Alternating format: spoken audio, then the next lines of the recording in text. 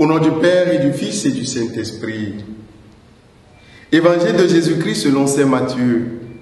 En ce temps-là, Jésus disait aux foules, le royaume des cieux est encore comparable à un filet que l'on jette dans la mer et qui ramène toutes sortes de poissons. Quand il est plein, on le tire sur le rivage, on s'assied, on ramasse dans des paniers ce qui est bon et on rejette ce qui ne vaut rien.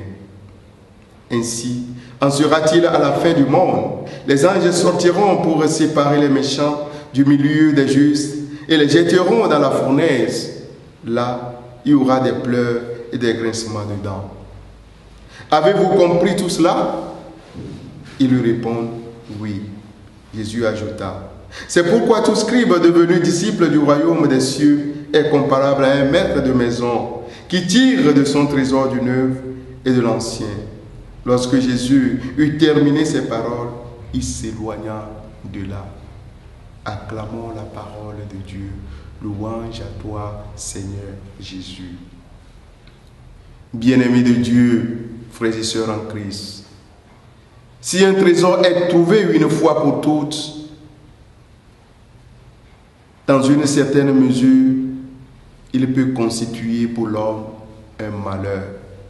Jésus nous invite aujourd'hui à savoir tirer sans cesse du trésor trouvé, du neuf et du vieux. Le neuf, c'est bel et bien cette quête quotidienne et permanente de Dieu qui nous donnera le salut de Dieu.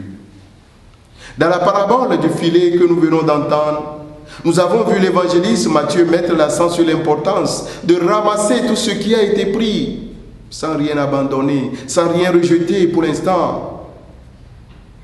L'idée fondamentale, c'est d'abord ramasser, rassembler.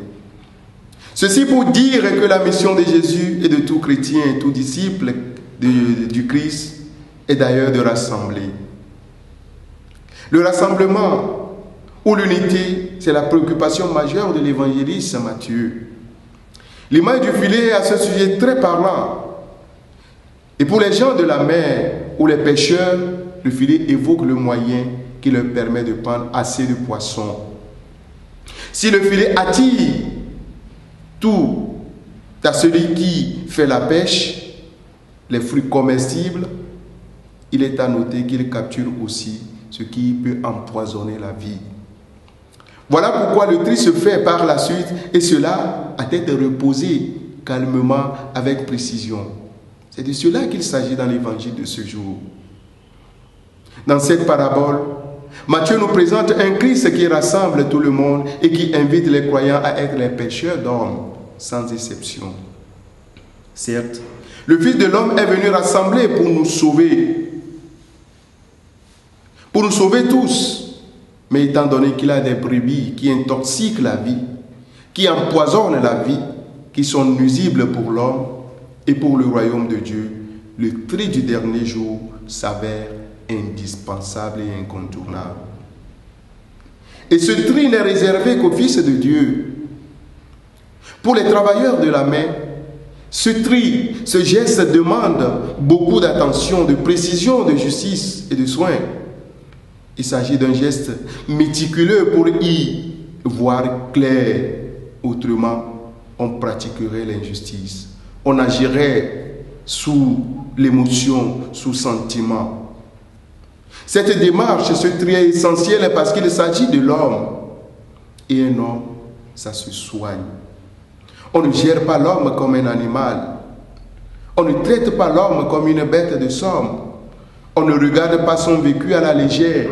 Voilà pourquoi ce geste de dernier jour n'est réservé qu'au Fils de Dieu, le juste par excellence. Mon frère, ma soeur, comme la course au trésor exige de s'arrêter, de s'asseoir, de faire une réflexion approfondie, un discernement, donne-toi le temps pour réfléchir sur ta vie en ce jour, pour voir ce qui est positif et ce qui est négatif ou à améliorer. La révision de vie est le lieu pour s'arrêter et mettre sur la table ou devant soi-même sa vie, la questionner, l'interroger. C'est le lieu où nous faisons le tri de ce qui est bon et moins bon dans notre vie. Alors, comment nous laissons-nous interpeller par cette parole de Jésus. Frères et sœurs, trouvons le temps de réviser notre vie pour ne pas être surpris le jour du grand tri. Donne ta vie à Dieu.